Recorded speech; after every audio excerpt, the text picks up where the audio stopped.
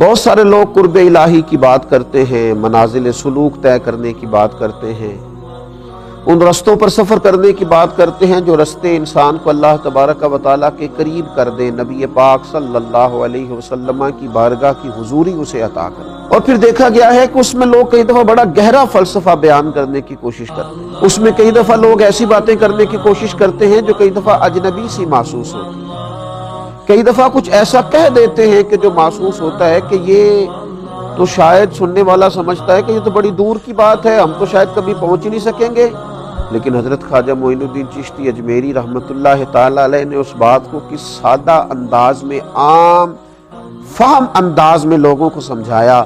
حضرت خواجہ اجمیر رحمۃ اللہ تعالی علیہ فرماتے ہیں کہ ایک شخص نے میرے مرشد حضرت خواجہ عثمان ہانوری رحمۃ اللہ تعالی علیہ سے پوچھا تھا، کسی شخص کو کیسے معلوم ہوگا کہ مجھے قرب الہی حاصل ہو رہا ہے؟ کیسے پتہ چلے گا کہ میں اللہ کے قرب کی منزل کی طرف بڑھ رہا ہوں؟ حضرت خواجہ عثمان ہارونی فرمانے لگے، خواجہ اجمیر فرماتے ہیں میرے مرشد فرمانے لگے، جب تمہیں نیکیوں کی توفیق ملنے لگے اور جب گناہوں کی نفرت تمہارے دل میں آنے لگے تو سمجھو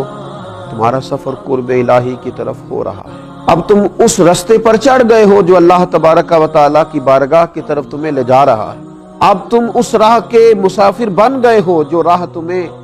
رسول پاک علیہ السلام کی محبت کا راستہ دکھائے گی۔ تو ہمیں بھی دیکھنا چاہیے